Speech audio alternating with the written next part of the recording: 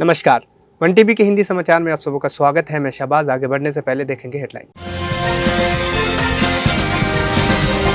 तेलंगाना में धान उत्पादन का नया रिकॉर्ड, 150 लाख मीट्रिक टन की उम्मीद। उत्तर प्रदेश में 10 खाली विधानसभा सीटों पर उपचुनाव, कांग्रेस का इंडिया अलायंस के उम्मीदवारों का समर्थन। एनआईए की कार्रवाई, अनमोल बिश्नोई पर 10 लाख रुपए का इनाम। सऊदी विदेश मंत्री ने काज़ान में फिलिस्तीनी राष्ट्रपति और यूएन के महासचिव से की मुलाकात, गाजा की स्थिति पर चर्चा। खबरें विस्तार से। तेलंगाना राज्य इस वर्ष 150 मीट्रिक टन की अनुमानित धान उत्पादन के साथ अपनी उच्चतम उपज हासिल करने के लिए तैयार है। सिंचाई और नागरिक आपूर्ति मंत्री अनुत्तम कुमार रेड्डी ने गुरुवार को गवर्नर जिष्णुदेव वर्मा के साथ जिला अधिकारियों और प्रमुख आंकड़ों के बीच संवाद करते हुए ये जानकारी दी। उन्होंने राज्य के कृषि प्रगति और सरकार की खाद्य सुरक्षा पहलुओं पर भी विवरण प्रस्तुत किया। Proper machinery is there, proper tarpaulin is there, gunny bags are there. Every single thing required to make procurement a success. Collector Garu, as the Chief Minister said in his video conference on collectors, it has to be done flawlessly. You have any problems, please get back to the Civil Supplies Commissioner immediately. Okay, any issues. And please keep ready sufficient amount of intermediate godowns. You can have both arrangements of working with the rice millers and of having intermediate godowns. Now, sir, about irrigation, this district is blessed to have the Krishna river flowing on one side, right through one side, and from end to end. And the Nagarjun Sagar dam is in the combined Nalgonda district, but the main left canal flows through entirely the Suryapet district. Like the collector explained to you, the Nagarjun Sagar project, SRSP, Musi project, lift irrigation schemes, and the tanks, totally the Ayakat is about 6.16 lakh acres. We are continuously trying to increase that so that irrigation water should reach every acre. That's the way we are going forward. I must briefly take you back to the history of Suryapet district and to the history of Telangana, sir. Telangana had a very, checkered history.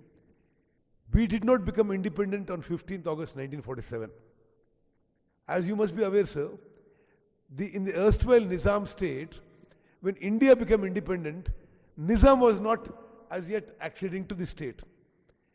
So, then anyway, there was, one is this area, even before independence, has been a hotbed of revolutionary movements, including the communist movement against the then Jagirdari landlord movement. Thousands of people were killed and land reforms in its initial stages was there. That was just before independence when there was an armed struggle against excess land holding, and then of course the armed struggle continued against the Razakars of the Nizam time.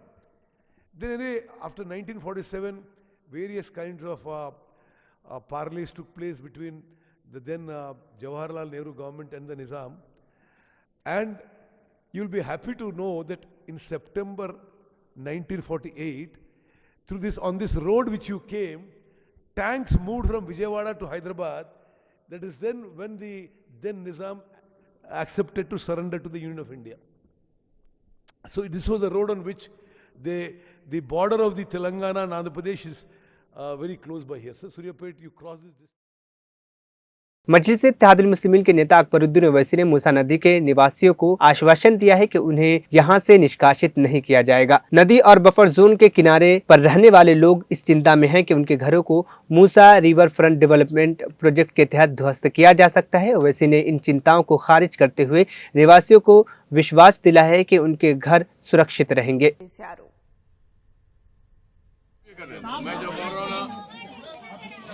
देखिए, हमारी पहली अव्वलीन कोशिश ये रहेंगी कि आपका घर ना जाए, लेकिन अगर ऐसे हालात आ रहे हैं कि नहीं जरा इधर या इनका कुछ जा रहा है, 1 रुपया कीमत है तो 1 रुपया 10 रुपये दिलाऊंगा मैं, ये मेरा वादा। ऐसा नहीं है कि जैसे 1 रुपये का है वो 2 बेडरूम में चले जाओ, छोड़ दो, सवाल ही नहीं है। बेफिक्र रहो, मेरी जिम्मेदारी में जबान दे रही इतने लोगों के सामने, बेफिक्र रहो, कहीं जाने की जरूरत नहीं हमें, और हम वही करेंगे जो आप बोले, उससे हटके कोई भी कुछ नहीं कर सकता। जो हम हैं, आराम से सो, आराम से घर में रहो, कुछ नहीं, हम सब देखेंगे। तेलंगाना के भाजपा नेता सी रामचंद्र रेड्डी ने उन पीड़ितों से मुलाकात की है जिनके घरों को हैदरा एक्शन द्वारा ध्वस्त किया गया है। उन्होंने सभी पीड़ितों को आश्वासन दिया है कि भाजपा उनका समर्थन करेगी। कार्यक्रम में भाजपा नेता पांडु यादव, पूर्व प्रवक्ता मीर फिरासत अली बाखरी, संयोजक परवीन कुमार और अन्य भाजपा नेता भी शामिल हुए। तूफान दाना ने उड़ीसा के तटीय क्षेत्रों में दस्तक दे दी है, जहां भूस्खलन जारी है और हवा की गति 120 किमी प्रति घंटे तक पहुंच गई है। तूफान के कारण उड़ीसा और पश्चिम बंगाल के कई क्षेत्रों में तेज हवा और बारिश की रिपोर्ट मिली है। कुछ इलाकों में तेज हवा के कारण पेड़ों के गिरने की भी घटनाएं सामने आई है। इन स्थिति के मद्देनजर एनडीआरएफ की टीमें उड़ीसा और पश्चिम बंगाल में हाई अलर्ट पर रखा गया है। सुरक्षा उपायों को सुनिश्चित करने के लिए भुवनेश्वर और कोलकाता के हवाई अड्डे को बंद कर दिया गया है। North of Dhamra and 30 kilometre north west of Habelighatti camp, that is in Bhitarkanika, and now the current intensity is severe cyclonic storm and wind speed is about 100 to 110 km per hour, gusting to 120 km per hour. Landfall process continues and the rear sector of the cyclone is entering into the land, and the landfall process would continue for next 1 to 2 hours. It is likely to move nearly west-northwestward across North Odisha and weaken gradually into a cyclonic. Uttar Pradesh की 10 खाली विधानसभा सीटों में से 9 पर उपचुनाव का आयोजन चुनाव आयोग द्वारा 13 नवंबर को किया जाएगा। कई राजनीतिक दलों ने अपने अपने उम्मीदवारों की घोषणा कर दी है, लेकिन कांग्रेस ने ये निर्णय लिया है कि वह किसी भी सीट पर अपना उम्मीदवार नहीं उतारेगी। इसके बजाय कांग्रेस 9 विधानसभा सीटों पर इंडिया अलायंस के उम्मीदवारों की समर्थन में प्रचार करने की योजना बना रही है। की राजनीति और उत्तर प्रदेश विशेष रूप से, जो कि देश की राजनीति का केंद्र बिंदु रहा है, वहाँ पर होने जा रहे 10 उपचुनाव में कांग्रेस की भूमिका को लेकर, जैसा कि आप सब जानते हैं कि उत्तर प्रदेश में 10 में से 9 सीटों पर उपचुनाव का चुनाव आयोग ने ऐलान कर दिया है, और इन 9 सीटों पर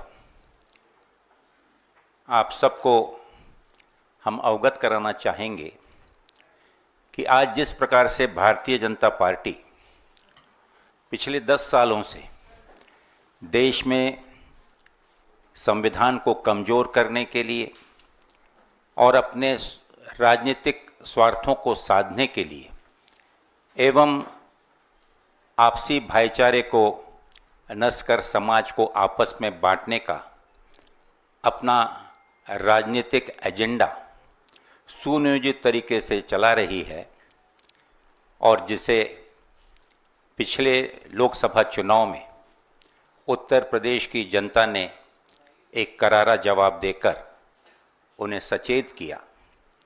आज उन्हीं मूल्यों को लेकर, जिन मूल्यों को लेकर संविधान की रक्षा करने के लिए, संविधान को बचाने के लिए, संविधान को जनता के बीच में उसी सम्मान दिलाने, वही सम्मान को पुनः एक बार स्मरण दिलाने के लिए माननीय राहुल गांधी जी के नेतृत्व में माननीय राहुल गांधी जी देश में घूम घूम कर जिस संविधान का जिक्र करते हुए समाज के हर वर्ग को न्याय दिलाने हेतु, चाहे किसी वर्ग का, हमारे पिछड़े वर्ग के लोग, हमारे पिछड़ी जाति के लोग, अल्पसंख्यक, इनके सम्मान और रक्षा के लिए जिस प्रकार से संविधान को लेकर लोगों में जन जागरण की भावना जागृत करने का प्रयास कर रहे हैं, उसी क्रम में इन्हीं मूल्यों को मद्देनजर रखते हुए एवं इस अवसर पर जब उत्तर प्रदेश में 9 विधानसभा के उपचुनाव होने जा रहे हैं और इन चुनाव की और उत्तर प्रदेश की राजनीतिक परिस्थितियों को लेकर मैं और मेरे साथ उत्तर प्रदेश कांग्रेस कमेटी के अध्यक्ष आदरणीय अजय राय जी, हमारे उत्तर प्रदेश के सभी शीर्ष नेता, सीएलपी के नेता मुन्ना मिश्रा जी, हमारे सभी वहाँ के सांसदगण, वहाँ के वरिष्ठ नेतागण, सभी से चर्चा करने के बाद अखिल भारतीय कांग्रेस कमेटी के अध्यक्ष आदरणीय मल्लिकार्जुन खड़गे जी से राज्य की राजनीतिक घटनाक्रम और जिस प्रकार से उत्तर प्रदेश में एक तनाव की स्थिति प्रशासन के अनदेखी का बहाना बनाकर जो तनाव बढ़ रहा है, इन सभी राजनीतिक पहलुओं पर और साथ ही साथ समाजवादी पार्टी के नेतृत्व के साथ जो हमारी चर्चा हुई, इन सभी विषयों को लेकर उनसे हमने चर्चा की।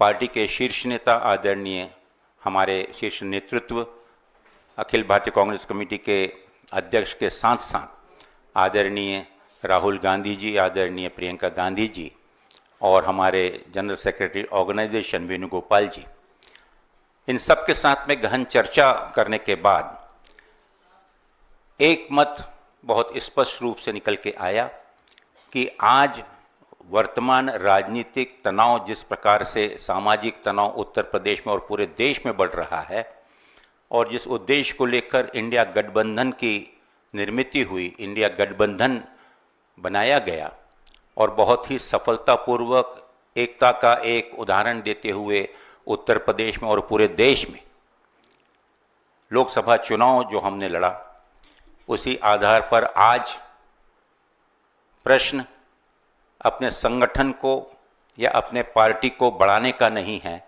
बल्कि आज समय है हम सबको मिलकर इस संविधान को बचाने का, आपसी भाईचारे को, सौहार्दता को मजबूत करने का और इन उद्देश्यों को लक्ष्य में रखते हुए उत्तर प्रदेश कांग्रेस कमेटी के सामान्य अध्यक्ष और वहाँ के सभी वरिष्ठ नेताओं के सुझाव अनुसार आदरणीय कांग्रेस अध्यक्ष से सहमति लेकर हमने निर्णय लिया है कि उत्तर प्रदेश में कांग्रेस पार्टी अपने उम्मीदवार नहीं उतारेगी एवं इंडिया गठबंधन के सभी उम्मीदवारों को एकजुटता के साथ, मजबूती के साथ उनकी विजय के लिए प्रयासरत रहेंगे। मैं आपको बतलाना चाहूँगा कि पिछले दिनों उत्तर प्रदेश कांग्रेस कमेटी के नेतृत्व में उत्तर प्रदेश की इन सभी 10 विधानसभाओं में बहुत ही सफलतापूर्वक संविधान बचाओ संकल्प सम्मेलनों का आयोजन किया गया, जहां पर हजारों की तादाद में वहां के कार्यकर्ता, वहां की जनता और वहां के बुद्धिजीवी वर्ग के लोग उपस्थित रहे। और इस सफलता के बाद एक चीज का एहसास हमें हुआ कि आज अगर भारतीय जनता पार्टी को या एनडीए को अगर हमने नहीं रोका तो आने वाले समय में यह संविधान, भाईचारा, आपसी सौहार्दता और भी कमज़ोर हो जाएगी। और इन्हीं चीज़ों को लक्ष्य में रखते हुए जबकि उत्तर प्रदेश कांग्रेस कमेटी ने इन 10 चुनाव में एक बहुत ही साहसिक शुरुआत करते हुए और लोकसभा चुनाव के नतीजों को मद्देनजर रखते हुए उत्तर प्रदेश के कांग्रेस के कार्यकर्ताओं ने एक संकल्प। राष्ट्रीय जांच एजेंसी एनआईए ने लॉरेंस बिश्नोई गिरोह के खिलाफ अपना कार्रवाई तेज कर दिया है। एनआईए ने लॉरेंस बिश्नोई के भाई अनमोल बिश्नोई पर 10 लाख रुपए का इनाम रखा है। अनमोल बिश्नोई जो बदनामी जमाना गैंगस्टर लॉरेंस बिश्नोई का भाई है, पर गायक सिद्धू मूसेवाला की हत्या का भी आरोप है। वर्ष 2023 में जांच एजेंसी ने अनमोल के खिलाफ एक चार्जशीट दाखिल की थी और रिपोर्ट के अनुसार वह नकली पासपोर्ट के माध्यम से भारत से भाग गया है। अनमोल बिश्नोई ने कथित तौर पर अपना निवास अदलता बदलता रहता है और उसे पिछले साल केन्या और इस साल कनाडा में देखा गया था। जानकारी के अनुसार अनमोल बिश्नोई के खिलाफ 18 आपराधिक मामले दर्ज हैं और वो जोधपुर जेल में सजा काट चुका है। उसे 7 अक्टूबर 2021 को जमानत पर रिहा किया गया था। चीनी राष्ट्रपति शी जिनपिंग ने ईरान के पीएम मसूद पेजेश्कियान के साथ कजान में महत्वपूर्ण बैठक की है। दोनों देशों के बीच संबंधों को और मजबूत करने का संकल्प लिया है। राष्ट्रपति शी जिनपिंग ने कहा, चाहे अंतर्राष्ट्रीय और क्षेत्रीय स्थिति कितनी भी बदहाली हो, चीन हमेशा ईरान के साथ खड़ी रहेगी। इस मुलाकात के दौरान दोनों नेताओं ने सामान्य हितों और सहयोग के नए अवसरों पर चर्चा की। इजराइल ने घोषणा की है कि उसकी गुप्त एजेंसी के प्रमुख गाजा संघर्ष विराम वार्ता में भाग लेंगे। इस बीच हमास ने कहा है कि यदि समझौता अगर होता है तो ये लड़ाई रोक देंगे। हमास के एक वरिष्ठ अधिकारी ने बताया है कि समूह के नेताओं ने काहिरा में मिस्र के अधिकारियों के साथ गाजा पर बातचीत के लिए तैयार है। रिपोर्ट के अनुसार हमास लड़ाई को रोकने के लिए भी तैयार है, लेकिन इजराइल को भी लड़ाई रोकनी होगी। इसे गाजा पट्टी के बाहर निकलना होगा, प्रवासियों को लौटने देना होगा, कैदियों को रिहा करना होगा और मानवीय सहायता के अनुमति देनी होगी। सऊदी के विदेश मंत्री प्रिंस फैसल बिन फरहान ने गुरुवार को रूसी शहर कजान में ब्रिक्स शिखर सम्मेलन के दौरान फिलिस्तीनी राष्ट्रपति महमूद अब्बास और संयुक्त राष्ट्र के महासचिव एंटोनियो गुटेरेस से मुलाकात की है। सऊदी प्रेस एजेंसी के अनुसार इन मुलाकात में गाजा पट्टी की स्थिति, सुरक्षा, मानवीय सहानुभूति के प्रभाव और इसके संबंध में किए गए प्रयासों पर चर्चा की गई है। ये बैठक वर्तमान स्थिति में महत्वपूर्ण अंतर्राष्ट्रीय सहयोग को बढ़ावा देने के उद्देश्य से आयोजित की गई थी। आखिर में हेडलाइंस फिर। तेलंगाना में धान उत्पादन का नया रिकॉर्ड, 150 लाख मीट्रिक टन की उम्मीद। उत्तर प्रदेश में 10 खाली विधानसभा सीटों पर उपचुनाव, कांग्रेस का इंडिया अलायंस के उम्मीदवारों का समर्थन। एनआईए की कार्रवाई, अनमोल बिश्नोई पर 10 लाख रुपए का इनाम।